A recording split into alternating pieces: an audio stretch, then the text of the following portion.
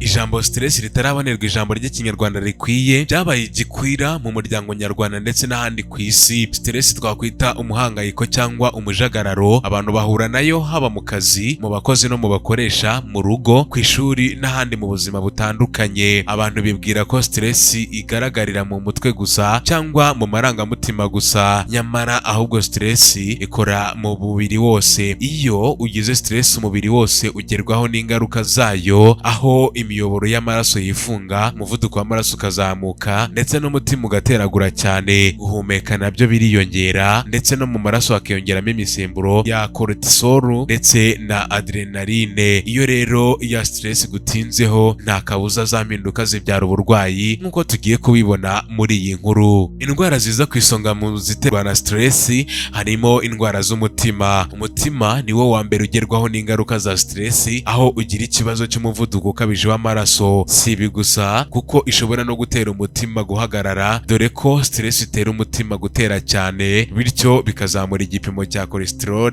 ndetse na triglyceride mu maraso. Hari kandi indwara ya asima. Ntabwo stress ubwayo itera asima, ahubwo niba usanzwe uyirwara bikongerera kurembeshwa nayo. Gusa ubushakashatsi bugaragaza ko ababyeyi bahora na stress baba bafite ibyago byinshi byo kubyara abana barwaye asima. Indi ndwara ni umubyibuho ukabije. Umubyibuho ukabije wibanda cyane ku gice cy'inda kubera ko stress ituma umusemburo wa cortisol ukorwa ku bwinshi, kandi iyo ubaye mwinshi bituma ibinure by'umubiri byibika ku nda. Indi ndwara ni diyabete. Stress yakongera ibyago byo kurwara diyabete mu buryo bubiri. Ubwa mbere, stress ishobora gutera kuryagagura ndetse no kunywa buri kanya. Uburyo bwa kabiri ni mu gihe stress yazamura igipimo cy'isukari ku busanzwe ku bantu basanzwe barwaye diyabete. Indi ndwara ni ukurwara umutwe. Stress yongera ibyago byo kurwara umutwe, by'umwihariko umutwe w'uruhande rumwe. Hanyuma indi ndwara twavuga ni iy'agahinda gasaze cyangwa se depression. Ni indwara irangwa no kwiheba, kwigunga no guhangayika. Ubushakashatsi bwagaragaje ko abantu baterwa stress n'akazi kandi bahembwa amafaranga make ugereranije n'ingufu baba bakoresheje, bagira ibyago byo kuzagira depression kurenza abo bakora kimwe ariko bahembwa amafaranga menshi kubarusha. Uburwayi bundi ni uburwayi bw'igifu ndetse n'amara. Stress ubwayo ntabwo itera ibisebe mu gifu gusa, iyo birimo ituma byiyongera. Ikindi ni uko stress ishobora gutera ikirungurira kidakira ndetse n'ibibazo mu mara bijyanye no kurwara impiswi cyangwa kwituma imatwe. Indi ndwara ni iyo kwibagirwa ikunze gufata abashaje. Ubushakashatsi bwagaragaje ko stress ituma indwara yo kwibagirwa irushaho gukara ndetse umuntu akaba yayirwara akiri mu myaka yo hasi, nubwo ahanini ikunze gufata abageze mu zabukuru. Indi ndwara ni indwara y'ibicurane ndetse n'inkorora. Stress ituma ubudahangarwa bw'umubiri bugabanuka, bigatuma indwara ziterwa na virusi cyangwa ubwivumbure bw'umubiri ziguca urwaho, zikakwibasira kandi zikakurembya. Indwara yindi twavuga ni ugusaza imburagihe.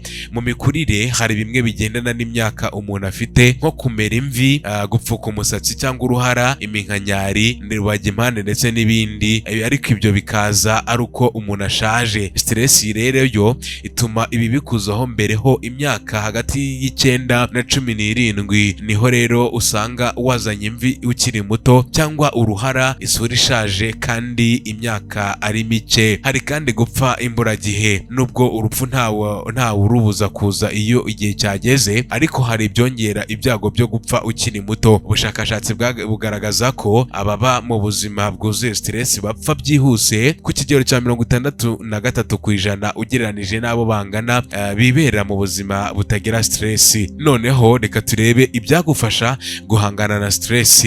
Hari guhumeka. Mu gihe hari ikintu cyaguteye stress, ukora umwitozo wo guhumeka winjiza umwuka mwinshi hanyuma ukawusohora buhoro, ukabikora byibuze iminota 2. Ibi kandi ushobora kubikora aho waba uri hose, haba mu kazi, ku ishuri, mu nzira n'ahandi waba uherereye. Ibi bituma imikaya yawe iruhuka kandi biba byiza nyuma biba byiza nyuma ya kwa guhumeka ukurikijeho kwinanura. Ikindi cyagufasha ni uguha agaciro ibyo urimo. Mu gihe stress urimo kuyiterwa no kwiganyira ku bizaba ahazaza hawe cyangwa kwicuza ko ku byo wakoze, aho kubiha umwanya gerageza kwita ku byo urimo gukora. Niba urimo kugenda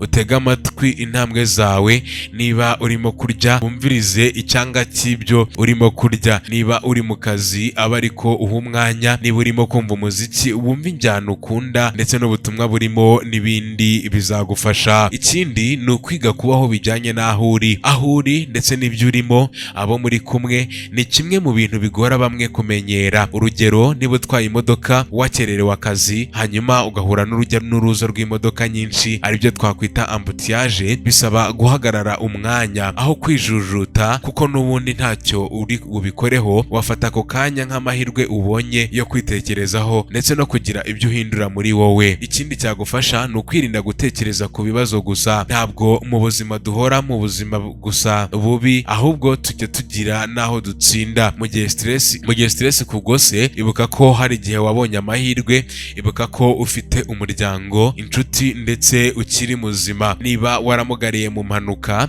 ibuka ko hari abo yahitanye. Niba urangije kaminuza ukabura akazi, ibuka ko hari urungano rwawe rutabashije no kwiga yisumbuye. Ibi bizagufasha kubona ko ubuzima ari uko tububamo. Ikindi cyagufasha ni ukumva umuziki ukunda. Umuziki uza mu bintu biruhura umutima ndetse n'ibitekerezo. Ushobora kuwumva cyangwa se kuwubyina, byose bizagufasha kumva utuje kandi utekanye. Si ibi gusa byagufasha, kuko no gukora zimwe muri siporo zifasha kwitekerezaho ndetse no kuruhura ubwonko nka meditation ndetse na yoga, biri mu bifasha guhangana na stress. Kugira inshuti uganiriza ibiguhangayikishije ndetse no kugira itungo ryororwa nk'injangwe, imbwa ndetse n'ibindi, nabyo byafasha bamwe kurwanya stress. Ibi ni ibyatera stress, ariko kandi mu gihe yakugezeho ukaba wanabirwanya. Iyi ni BVN TV Rwanda, njye nitwa Jacques Morgan Tuyizere. Kora subscribe ubundi ujye ubana natwe mu nkuru zitandukanye zitugezaho gahunda y'ubuzima.